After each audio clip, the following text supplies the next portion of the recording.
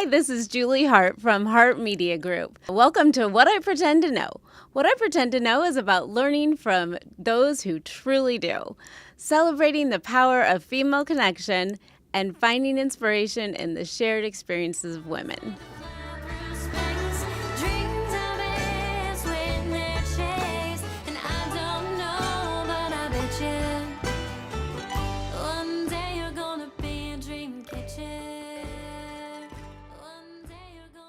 Do you ever feel like you have a whole closet full of clothes with nothing to wear? I would love to help you refresh your wardrobe. Go see Michelle at District 23 Boutique, where fashion meets fun, purpose, and your perfect palette. They carry women's clothes, shoes, accessories, and gifts, and they offer one-on-one color analysis and styling sessions to help you look and feel your best. Plus, every purchase supports cochlear implant recipients around the world. Visit them in Springfield or online at district23.com. District 23, where fashion meets fun, purpose, and your perfect palette. Good morning. This is Julie Hart with What I Pretend to Know, Hart Media Group. I'm so glad that you are here this morning. And this morning joining me is my dear friend, Lisa Moore. Good morning, Lisa. Good morning. I'm so glad you're here today. Lisa and I have a lot of connections going way back. And so I was trying to think what it was, where our friendship started. So I'm going to go back to soccer, I guess.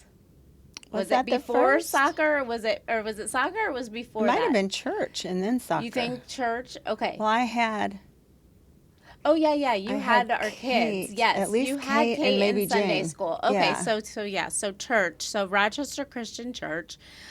We put our kids there. We moved there when our kids were in elementary school so that they could be more in the community. Mm-hmm. And Lisa was Kate and Jane's Sunday school teacher. Correct. Right. I've forgotten that piece. And then our sons played soccer together. Yep. And then I started a preschool there. And I took a year off. In that year, Lisa was hired.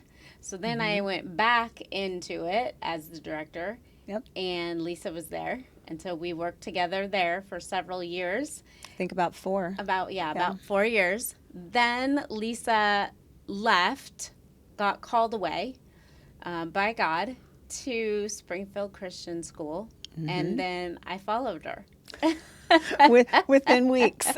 Yeah, within the same phone call. Yes. Yeah. They called me for a reference for her and also said, by the way, Yep. would you like to come and teach 5th grade also? So, which was a lot of fun to do that together, to start there together. Yes, it has been, and it was, I felt like God called us at the same time together, and it's been cool to have her there and just be like, and I'll be honest, we don't get to talk very much. We're too busy. We're too busy, but just being like, knowing she's there on occasion, I'll pop in and be like, Lisa, or in the hallway just being like, hey, or in the copy room being How's like, it going? hey, are you alive? Are you there? Yep. And just having her there is gives me comfort. So to me, Lisa is one of the wisest people I know, for sure. One of the wisest. I laugh at that, but. Well, it's true. One of the wisest women I know, a mentor to me in all ways, and truly, truly one of the strongest women I know. Well, only through God. If not the strongest woman I know, really, truly.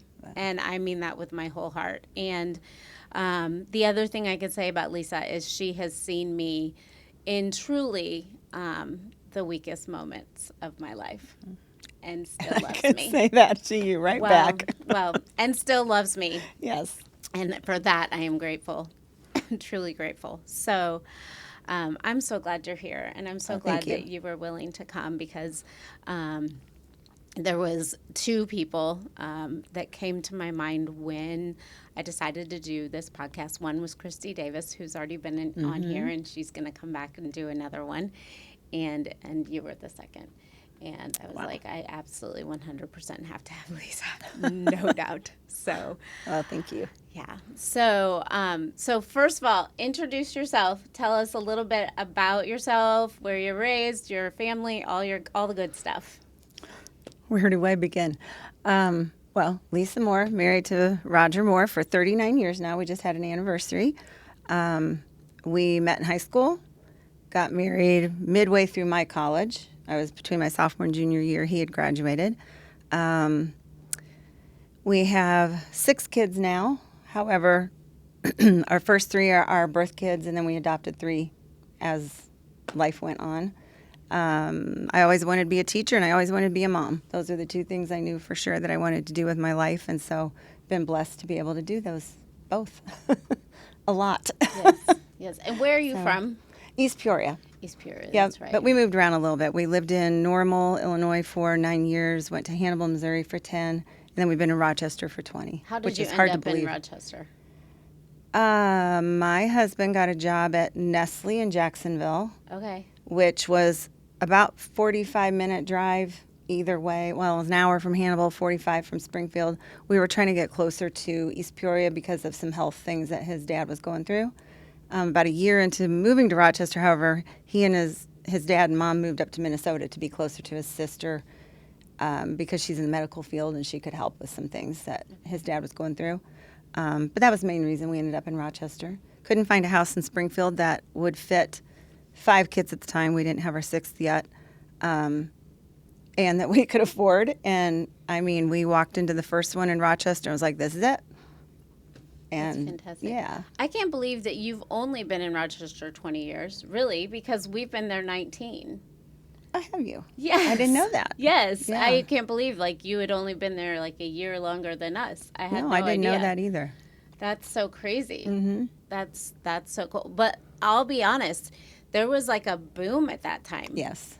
Yep. There really was. Like, our kids' classes were very, very large. One of my kids, I can't remember which one, had the largest Yeah. class. It It might was- have been Josiah's group. It was a boom, and there was neighborhoods building and stuff. I'd kind of like to see that happen again. Yeah. But there was a huge growth, and there was just children everywhere. Yep. So I remember my favorite is thinking about dropping the kids off at school. And when you came in and dropped those kids off, man, You had to be in and You had to out. be in and out, and there was a thing, man. You came in, and the kisses were done, the lunches were Yep. ready, the backpacks were on. We're like, love you, go, boom, and they sent you on your way. And there was no messing around. No.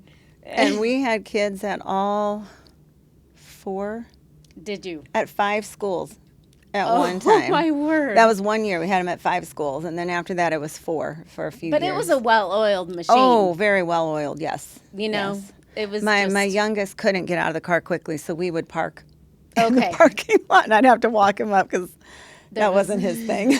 so awesome. It was so great. Okay, so then you homeschooled your children, though. I did for about 8 years, 7 of them before we moved here while we were in Hannibal. And then when we moved here, we put everybody in public school. We had the 2 girls that were adopted at that point, and I didn't feel real comfortable homeschooling them because we had to do a lot of catching up. They didn't know English when they came at 3 and 5, and so we had to do a lot of catching up.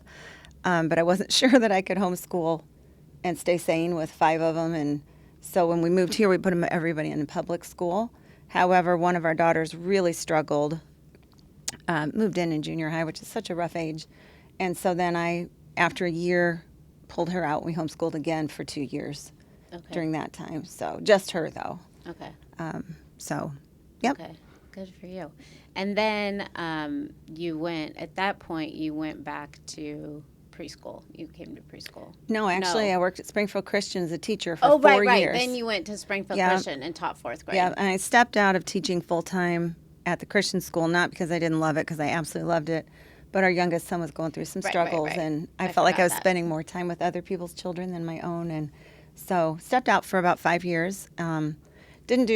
I did the preschool, but also I worked at an adoption agency Right. part-time as well. Okay, I forgot about that part. Yep. Yep. Okay. So then you were fourth grade there, and then did the Christian or this little light Yep. preschool, and then Went from 4th to 4-year-olds. fourth to 4-year-olds, Which I loved both of them. and So. then now back to fourth. Yep. That's Yep. awesome. Awesome. Okay. So these are fun questions. Okay. What is your favorite book of all times? I really don't have a favorite book. I have favorite genres. Okay. I mean, I would say the Bible is my favorite book. Yes, And yes. I mean, that's Yes. not just a book, that's the Word of God. Yeah. But as far as genres, I like historical fiction. I like murder mysteries, that kind of thing. Okay. Couple authors from way back, Eugenia Price. I don't even know if she's still living. Who's someone called Francine Rivers, I like her. Well, yes. Redeeming Love. Yeah. So, but I don't really have a favorite book. I don't Okay. like to read books more than once. I know some people love to read them multiple Yeah. times. Not me. Yeah, I, I like, don't read it tend once and I'm to done. Mm-hmm. read books more than once either. I don't really do that either. Okay, favorite song of all time. I had to write those down because I'm horrible at, Okay, that's at fine. lyrics. Yeah, Well, my husband told me this one because I said, "What are my favorite songs?" I love that. And Addison Rose, which isn't even a group anymore, but it's "What Do I Know of Holy." Chris Rice did "Come to Jesus." It's "Well with My Soul." That is one of my very favorites. That song has really pulled me through some tough times, just to remind me that no matter what's going on, my soul is good. I'm good with God. "In Jesus' Name," it's a little bit more current, by Katie I love that one. Nichols. Is that her last name? I can't remember. Yeah. And I love "Gratitude" by Brandon Lake. I love that So song. those are the songs that I don't listen to music just to be entertained. To me, it feeds my soul. Okay. And so, like, I don't even listen to music for background because I can't just have it as background. Okay. Like, I have to just listen to it. So So, you're more for more worship music, Yes. not entertainment. not so much, yeah. Okay. Yep. I love that. Okay. Your favorite snack? What snacks don't I? I don't know. I don't know. Probably chips dip, salsa, and tortilla chips, or chocolate. Probably those. Yeah. So, Okay. I love it. Okay, tell me about your husband and your family. well, like I said, we've been married 39 years. He's an accountant. He works for the state now, has been there about 12 years. Prior to that, he's always worked as a cost accountant. Prior to that, though, he's been in, Peoria and Pontiac with Caterpillar, Harris and Quincy. I mean, we've moved around a little bit as he's found his niche in his career. When we first married, I had 2 years left of school. Right after that, he started studying for his CPA exam. So we had 2 years of me in school, a couple years for him to study and pass that, which I was really proud of him. He passed it on the second time, which is really kind of hard to do. Most people, there's not a lot of people who pass the first or second time they take it. Then we started with our first child while he got his master's degree, graduated with his master's degree in business. And a couple months later, we had our second child. So our first about 8 to 10 years of marriage were really busy, really crazy, a lot of hard work, a lot of studying. We were so glad when he was done with school because we were about tapped out on that. Yeah. So, currently, we are facing some hard times. I mean, that's good. We're good. But he does have a hereditary disease. It's spinal, I always have to think how to say it, spinocerebellar ataxia 2. There's different forms of ataxia. The one that our family, it's a hereditary thing. He got it through his dad. We're not sure who had it prior to that. But his dad, his sister, he has it. Another sister doesn't, thankfully. And then it has carried through our family to a couple of our children. It basically is a genetic disease where you have, it's hard for me to explain. We have series of genes and they have a pattern to them. They have too many of these repetitions. Like you're not supposed to have more than 14 or 15, I think, in the average person of this particular pattern. We don't know how many he has. We know that one of our children has like 45, which the higher amount you have means the onset comes earlier and probably worse symptoms. And basically what it does is it deteriorates the cerebellum at the base of your head, which affects all your motor skills. So you lose the ability eventually over time to walk, to talk, to feed yourself. eventually it affects the heart. I mean, it's a horrible, horrible disease. Okay. Is it relatively slow? Like a It slow? can be, but not necessarily. And it depends also on what kind of ataxia you have. The earlier the onset, probably the quicker you get the symptoms. If it doesn't show itself until you're in your 50s, you probably won't get to the worst symptoms. So, Okay. but yeah, it's fairly slow, which is good and bad. I mean, the good is you have a lot of life to live before it really takes its toll. But the bad is you have a lot of life to live with it. Right. So, Right. now the positive thing is there is a new clinical trial that's coming up out of, well, my family would go to Canada for it. It's in like Australia and New Zealand or something too. They're studying, which they think there might be a medicine, and I think it's an injection. I'm not exactly sure yet. We're just at the very beginning stages, to where if it works, it will stop the disease where it's at completely. And so I am praying Wow. that it works. I am praying that, my husband and 2 kids can be a part of it. You That have would to be fulfill amazing. certain requirements to be able to be a part of it, and they haven't gone even to that step yet. So That would be amazing. it would be a miracle from And God. Roger's still walking. Yes.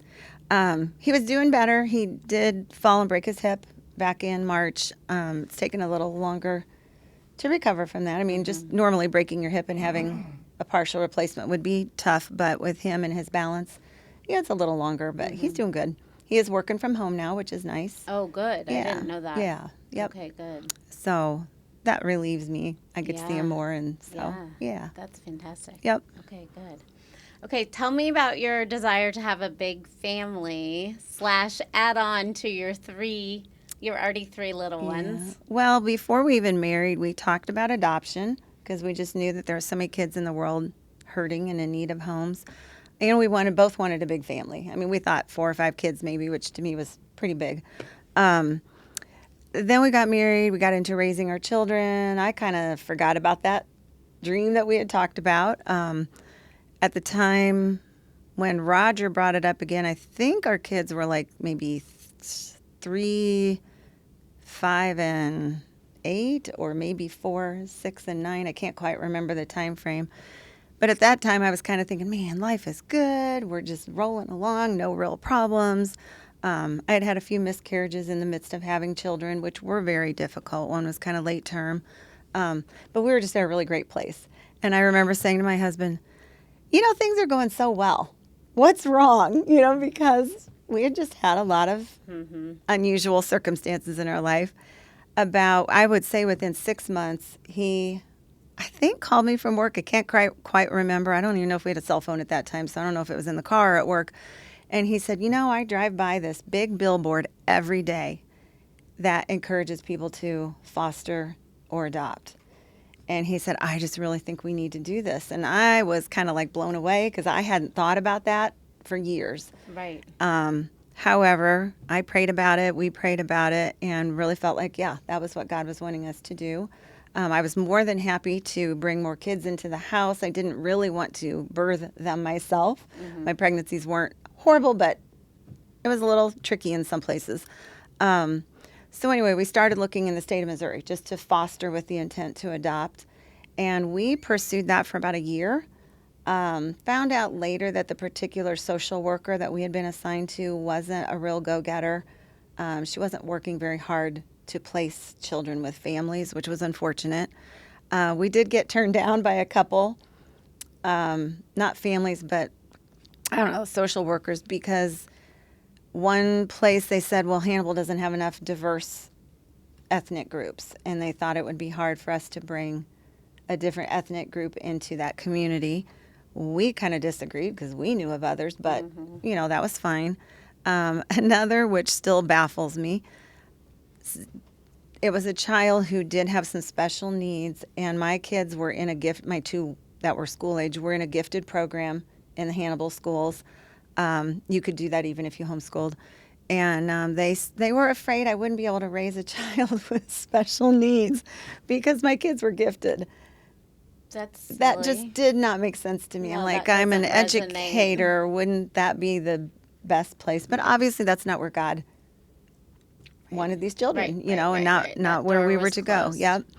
Anyway, so then we started looking into adoption in other countries, and my husband said, "Well, let's look at Haiti. I mean, it's one of the closest. It's one of the poorest in our hemisphere. Right. Let's check it out." And that's how we ended up adopting from Haiti. When we started the whole process, which is a big process to go through.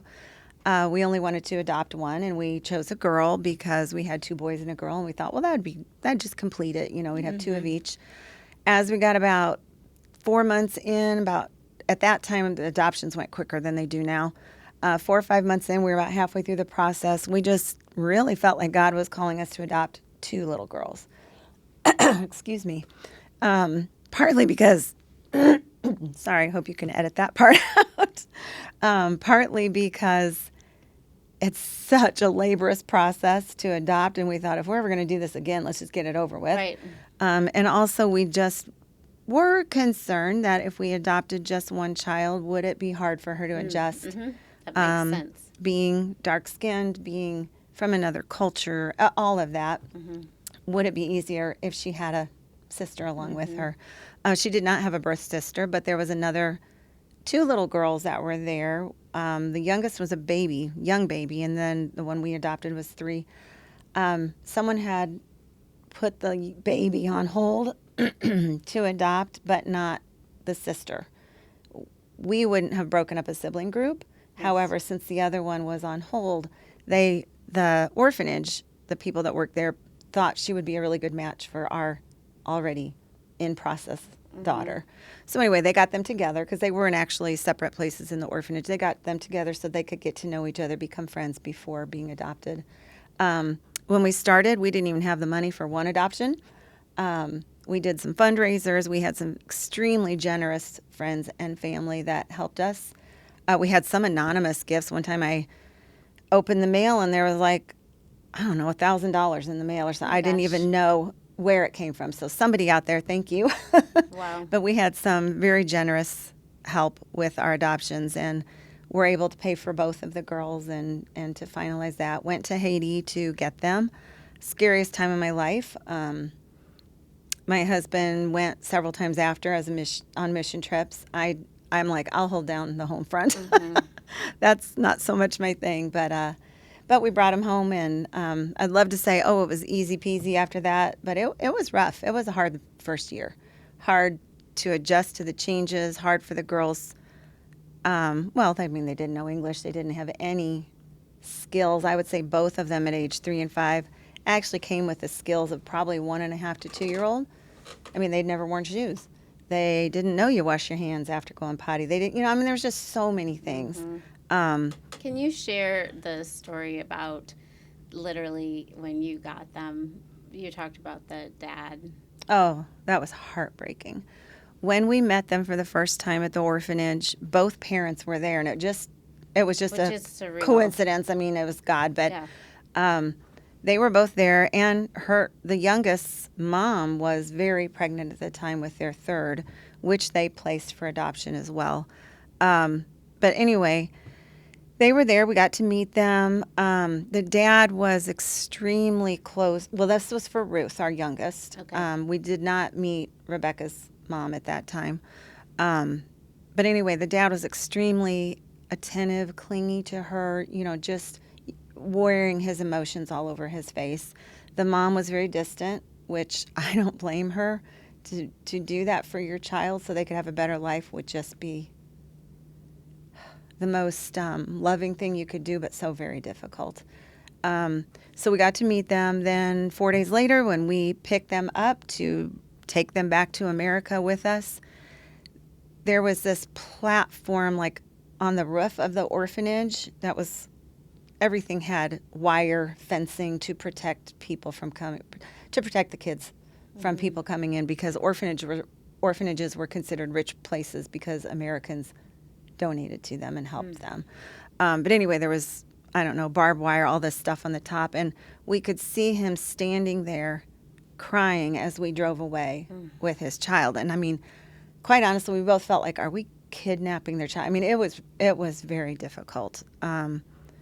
Really, really put the burden of, we've got to love these girls for their parents, if that makes sense. I mean, Yes. it just, I'm like, I'm raising someone else's child. Right. That's a big deal. Right.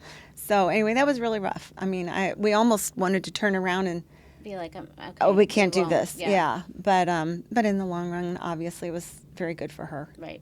And a blessing to us. I mean, the girls Sure. and her son have been a blessing to us. Absolutely. And just to move on to the next adoption, we had the girls probably about, well, let's see, would have been 2002 to 2010 when we got our son. So probably about 6 to 7 years after probably about 6 years after we had the girls, God was laying on my heart that we should adopt again. And when I say that, no, I didn't physically hear him say that, but every song, every sermon, everything I heard just spoke to me of we need to adopt again. I didn't want to. And I'll just be honest, I was like, kind of fought God on it. For 6 months, I didn't say a word to my husband about it. I just thought, I can't, I've got 5 kids. I'm barely keeping up. How in the world could I do one more, excuse me. And I just didn't. I just was trying to ignore God. Obviously, it didn't work. But in my brilliance, I thought, well, I'll just tell my husband. And he'll say, are you kidding? No way. We can't afford this. We have 5 kids. I thought for sure that's what he would say. And I could go, oh, well, God, I have to listen to my husband, you know. Right. I mentioned it to him, and he said, oh, that would be amazing. I'd love to. Oh, gosh. And so I then had to really accept that this was what God was telling us to do. And so we started looking again through an orphanage. The orphanage we had adopted from originally was no longer in existence. It had kind of changed leadership into a different one. So we went to that one, and it's a bizarre process. I mean, it was this way with the girls. When you choose a child to put on hold, because that's how they did it there, you would choose your child, you put them on hold, then you would start the process. Most countries don't do it that way. Most, you start the process, and then when you get to the end of it, Then you get placed. you get placed with a child. But in Haiti, that's not the way they did it at the time. So we, again, saw this beautiful, we wanted to go with a boy, then we'd have 3 boys, 3 girls. Saw this beautiful little boy who just looked like he needed a mommy and a daddy, you know. So we put him on hold, and then fast forward almost 3 years later, we were still in process. Haiti's a messed up, very difficult country. The leadership there, the president had to sign some letter for us, because they changed the rules, and they said if you had birth kids, you couldn't adopt. But we had already started the process, and so we could get this letter signed by the president, which I'm sure was real high on his priority list, Right. to allow us to adopt him. And we had gotten to the point, it was probably 2 years, 9 months into the process, 10 months into the process, and we're like, we're running out of money. As your kids at home age, they have to be retested on all this stuff, physicals, background checks. It was just over and over. We had to keep doing these things. And he's getting older. And he is getting older. I mean, we would get pictures every month and just see him growing up before our eyes. You know, it was really, really rough. And he's in the orphanage the whole time. The whole time, which is a long time to be in an orphanage. I'd like to say it was a perfect place, but we know from some of the trauma in his life it was not.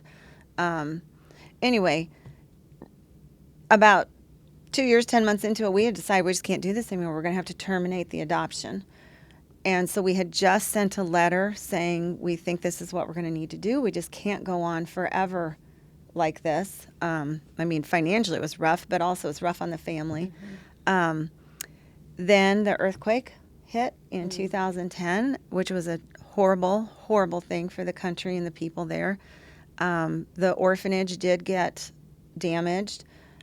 We saw our son on Fox News and CNN as they were recording these orphanages that were taking care of children. I did not know that.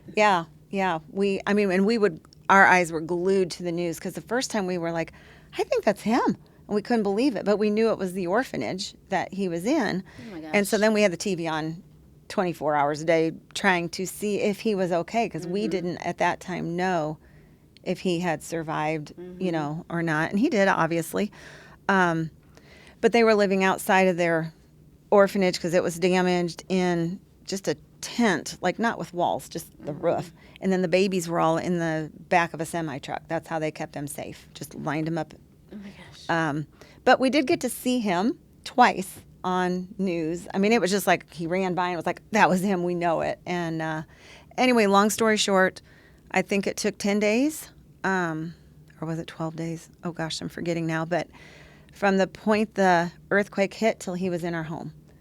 And Oh, wow. they allowed an emergency visa for kids who were in the process of adoption to be able to come over to our country. And so we had to do a lot on our end once he came to our country to finish the adoption. But they allowed them to come. And so this sweet baby, who was now 6, when we put him on hold, he had just turned 3. He went through an earthquake. He saw death and destruction everywhere, got taken away from the only place he had ever known and into our house within a matter of less than 2 weeks. A lot of adjustment. But he was sweet as could be, probably terrified of everything. Looking back, now I know so much more about trauma and how it affects kids. Looking back, we should have had him in counseling immediately. We didn't know. I mean, and we did everything we knew to do, you know, to help him through all that. And he was a delightful little guy. Not easy, but delightful. And later, after he had been with us quite a while, more of the trauma started to come out, and we had some rough years. But he's doing really well now and living on his own and has a job, working on a part-time job at night. So, I mean, he's really got it together now. So, Good. yeah. That's amazing. But it was amazing and overwhelming all at the same time. And I wanted to homeschool him for a while just to get him to learn the language and understand the culture, bond with us. He would ride to school with me while I'd take the other kids to school. And after we'd drop off the last one, he would just cry and cry. He said, I go to school, you know, and he picked up English within 2 months. It was amazing. And he just sobbed. He wanted to go to school so badly.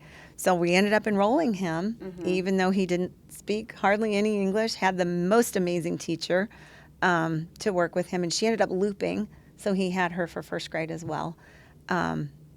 Later, she shared stories of things he would say and do that were so embarrassing, but she Can you didn't. give her a shout out? Who's that? Sally Schwartz. Of course. Yes, of course. Yes. She tutored him during the summer. She was just amazing for him. But one day, probably 10 years after she had him, she said, did you know that he would cuss in kindergarten? That's a Say- riot. And we're like, she goes, I knew your family didn't, Right. say those things. But he did come from Haiti knowing American cuss words. I don't know how he learned them. Isn't that but interesting? yes. And I was so embarrassed. She said, yeah, we had to really work on that.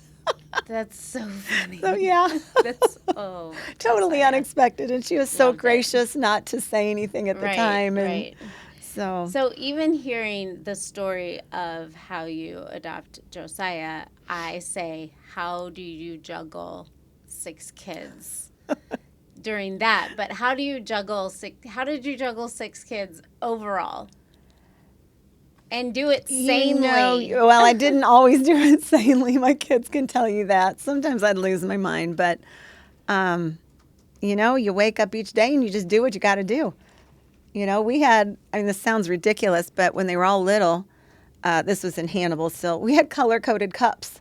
No, it doesn't sound Because ridiculous. I was so sick and tired of doing 35 cups every day and washing them because nobody could remember what cup they had. So every kid got their own color, and that was your color, and you use that cup every day. I mean, Right. things like that I had to Right. figure out because otherwise I would have totally lost my mind.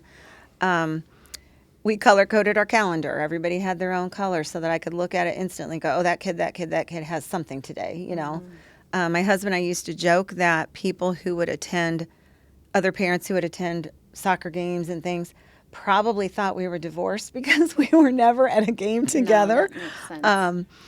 You know, because we just had to conquer and divide or divide and conquer and do what we Yeah. could. Poor Josiah got drugged to 1,000 soccer games because all 3 of the middle kids played at that time, and he just loved to play, so he did all right. But it wasn't easy. Yeah. It was wonderful. We were blessed, but it wasn't easy. And we've never lived where we've had family to help either.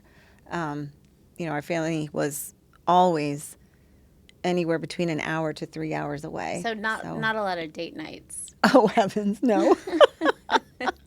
No. We didn't even use sitters very often because it was just too expensive. Right. And there's not a lot of young teen girls who could handle a lot of kids, Right. you know. So we did back in Hannibal, we had really close friend group through our small group Bible study, and we would swap date nights with them. The family we swapped most with had 6 kids. So when you would take on a date night, you're talking, well, they had 10 at the time, or 5 at the time. You're talking 10 kids you would watch so that they could go and have a date night. Crazy. But luckily, our kids got along really well and we're good friends. But yeah, Well, I watched you, I watched you teach preschool at least. I mean, I don't get to see you teach 4th grade very much, although I can say 4th grade is much quieter than 5th grade. In comparison. No, in comparison, I mean, you can walk by the 4th grade classes and they're like very, very to a T. And then 5th grade classes, we're just out there. We're just doing our thing. they change. By the end of 4th grade, there is a difference. Okay. You can see a big difference. I don't know if it's teachers or Yeah. it's just 5th grade. I don't know. Kids are anyway. Well, my 4th graders a couple of years ago, we do this every year, but they write a letter, fill in the blanks of a letter to the next class. Yes. All of them. Mrs. Moore really likes it blank. You know, Yes. quiet was Yes. the word. Yes. Yes. So- And then so Mrs. they Hart learned. and Mrs. Walters are a little bit less. We're just like, hey, if we can get down the hallway, we're doing well. I don't know about the whole line thing. I don't know. And then I see like the 4th grader, the kindergarten, man. Those kindergartners are in a straight, perfect, quiet line. And I'm like, what happens between kindergarten and 5th grade that you guys have forgotten how to stay in a line? I have no idea. Like, I don't know. We work really hard on that in 4th grade. Part of still. it, this is what I say. Part of it is they're so much bigger than me. Like, my kids are bigger than me, and they're taller. I can't see all the way to the back of And the there line. is truth to that, yes. I'm not kidding. Like, I can't watch the whole line to see because they're so much taller than me. So I Yep. can't keep my eyes on. So there is, I promise that And that they're makes a on their difference. way to becoming teenagers, Yes. and that's just a There's whole just, different. It's a whole different Yes. world. Yep. Anyway, all that to say, I have seen her teach preschool, and she is to a T. Like, we do everything to a T, one at a time. Like, now we're going to do this, and then we're going to do this. And so if you ran your home like that too, then that's how you did it. That's how you did 6 kids. And there was rarely a moment of downtime, you know. Right. If I was sitting watching TV, I was folding clothes. I was grading papers. I was doing dishes. You know, there wasn't just I believe it. downtime. I because believe it. I just didn't have time for it. I believe So. it. I don't know how you'd had enough energy to do that. But And thankfully, Josiah, our youngest, was a late sleeper, but he was also a night owl. He would like to stay up really late. But that fit really well with having teenagers in the home because all my other 5 would get up at 6 o'clock in the morning or 7 in the morning, you know, until they hit teens. And I was so thankful he was a late sleeper at that time because otherwise I would have been up at 5 or 6 every day and not in bed till midnight or 1. I mean, there was Right. a lot of nights like that anyway, but so So you got a little at sleep. that time I was glad he was a late sleeper. got a Not so little much in sleep. high school. Yeah, you got a little sleep. Yeah. So what does your life look like now? Oh, now I'm a proud grandma of 6, and I love every second of being a grandma. No offense to my children, but so much better than raising kids. People Because say you- that. I don't know. I'm not there yet. So Well, you just have the fun, yes. and you don't have to worry about raising them. I mean, yes, I will discipline them if needed, but I Right. mean, that's almost never. And you are like a superstar to them. we just spent Saturday. We all went. Well, anyway, long story short, I saw my two granddaughters in Kentucky while they were there, and we went there too to visit our oldest son. And the minute they see us, it's like, Grandma! I mean, we are the world to them right now. And that's just kind of a fun place after going through 32 years of parenting where they weren't always happy to see you. They weren't so always, wonderful. thrilled to spend time with you. So it is wonderful. But you say that, but you are a grandma, but you are still a mom to 6 kids. Yes. And they're adults, and adult kids are still kids. They are. They'll never, Right? ever not be your They kids. still need to be mom. And you still have a husband who you help, Yeah. which is amazing and awesome. Yeah, I've had and to learn he's- how to do yard work. Yes. Yeah, you fill in some things that And he's not yeah. able to do anymore. And he's still working. Mm-hmm. And you still work. Yep. And I know because teaching is a lot. It's a lot. So It doesn't get done at 3:30 when the kids leave. no. Not by It's not like any- we're like, oh, the bell rang, time to go home No. and just relax. A lot of times I don't get home till 4:35, 5:30 some nights, and then I grade And papers then all we night. have to grade papers and do all the things. Yep. But you just do. Yep. You do. Yeah. I love teaching. I don't love grading, I will admit, but I do love teaching. I love my grandkids. I love my family, so you just do. Right. Um, Right. and we try to spend as much time as we can with everybody. Can't spend as much time as I would like to, but we Right. try. Right. So, Well, and that's where all this strength comes in, that I say that you are one of the strongest women I know. well, So- and I do have to preface all of this with saying, without God as my rock, my refuge, the thing I hold on to, I couldn't have done any of it. Well, and how has God changed you throughout your life and your journey? Oh, he's humbled me. Before you have kids or when they're really young, you think, oh, my kids will never do that. Well, yes, they will. And then they'll do more. So he has humbled me tremendously. As Through- much scripture we can pour into them, as much we can pray for them, Yes. as much this and that, then Yes, they're always. still gonna. They still have their own choice to make each day, just like we do. Right. And some have chosen wisely and some not so much, Right. always. But they're all, love them all to death. There were times when I literally thought I have nowhere else to go but to God, because things got pretty tough for a while with one of ours. And I mean, I remember times of just flat out on the bed sobbing to God, take this child. I have no idea what to do anymore. And he saw us through it. It was rough, but he saw us through it. So I would say, what has God taught me? To be dependent upon him. I cannot rely on humans, even though I have great friends, I have a great husband, I have great children. They are not the source of strength and truth Right. and the source of getting you through everything. There was a time when we got the girls where I felt very, very isolated because we did not know a single other family who had adopted. And especially when even adopted from another country too. Our church was awesome with loving them, helping meet their needs and things. However, I felt like nobody. I couldn't relate to anybody with the struggles. And I didn't want to tell people the struggles we were having because I didn't, want to make it sound bad for the girls, So there was a time where I felt extremely isolated. And that's when I think God became so real to me. Because I was like, well, nobody else gets it but you do, God. You know exactly what I'm going through. So, and that's just continued on through life. Even with this disease. I mean, there's not a lot of people who know what this disease is. You say ataxia and people have no idea. And different forms of ataxia show themselves in different ways. So, No, and then I think like just because I know Roger, you're like, well, is that like ALS? Is that like Right. Parkinson's? Is that like I've had several people ask me if he had a stroke. yeah, stroke, because it affects is your like- speech yeah, and- yeah. it is, but it's not. No, and it's yeah. So, but yeah, that He's a great man though. he is. He's He's a great. sweetheart. Yep. Yep. So kind and generous, loving. Mm-hmm. What parenting advice can you give? Pray, and pray some more. Um, there were times when I handled things really well and I was like, man, I got this mom thing down. And then the next day I would scream at one of my kids and think, what happened? Where'd that come from? You know, it was like I don't know, horrible pit of evil would come out of me. I don't know. And then I would have to tell them I'm sorry.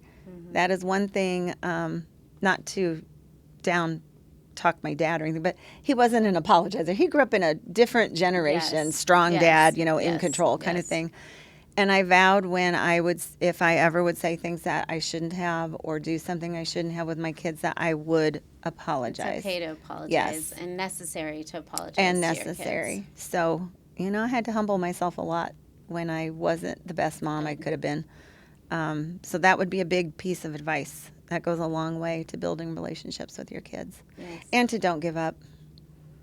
I mean, you lived through a lot of the hardship we had with one, and there were times I wanted to give up, but I just couldn't. You were never going to. You No. were so resilient and Well, strong. that was the and- times when I would throw the child at God's feet and say, I can't do this anymore. And Right. God would step in and say, we'd "You start don't have another to. day. You Yep. don't have to. Yep. So anyway, that would be biggest parenting advice, and be consistent. As I teach, whether it's preschool or fourth grade, it is, don't you believe, abundantly obvious with kids' behaviors sometimes when they haven't had consistency and structure, and I think that's just so important. So Yeah. And it's so obvious when they just need a hug yes, yep, know? definitely. or to just tell them, like, you're awesome. You've got this. Mm-hmm. You know, you've And you got don't this. have to beat yourself up over a mistake. Right. Right. We forgive you. God forgives you. Most importantly, move on. Right. Keep going.